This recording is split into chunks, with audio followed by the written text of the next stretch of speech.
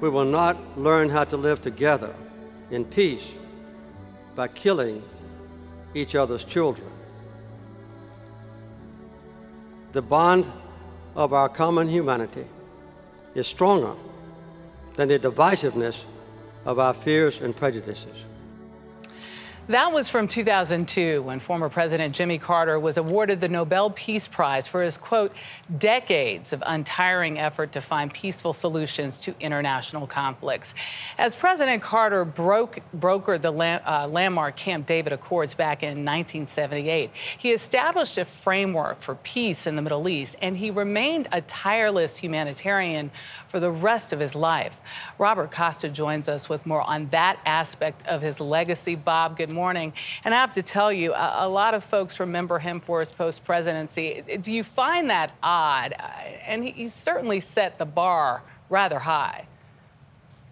It's not surprising, and it's good to be with you, that former President Carter's gentleness of spirit, his empathy for people across the world and in the United States is always at the fore of the conversation at the time of his death. But let us not forget that this is a man who was forged in the deep South, southern Georgia, as a young man more than a century ago, and he grew up among segregation and racism. And while he had a gentle spirit and a real sense of faith, he also had a spine of steel.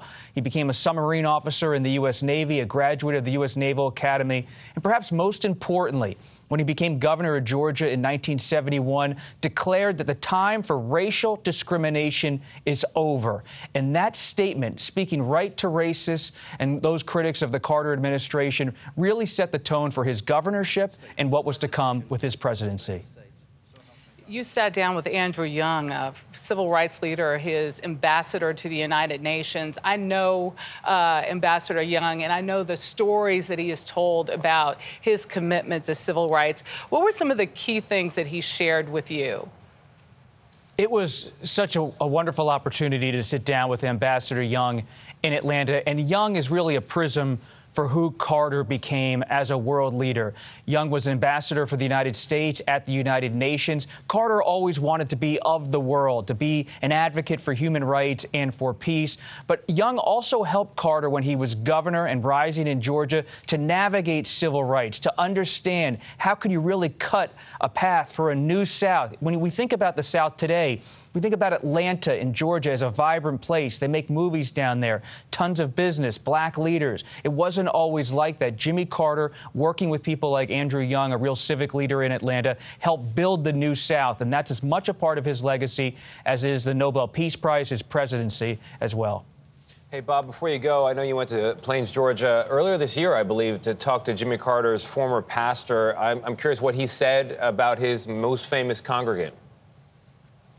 I'm not here to sell everyone on Plains, Georgia, but I have to say, what an experience to go to Plains, Georgia, Tony. To step into that small church, that Baptist church, is to understand Jimmy Carter, is to step into a deeper understanding of who President Carter was. I mean, this is a town that's so small it almost doesn't feel like a town. But when you go to his old high school, you go to his boyhood home, and most importantly, you go to his church, his family still lives in the area, you get a sense of the grit, the values that made this man a president of the United States and someone who changed the world. And it all started with his hands clasped and preaching in that small Baptist church in Plains. Yeah, and he used to mow the lawn of that church in addition to teaching Sunday school. He'd be out there in the riding mower. Bob, thank you very much. Beautiful remarks there. Appreciate it.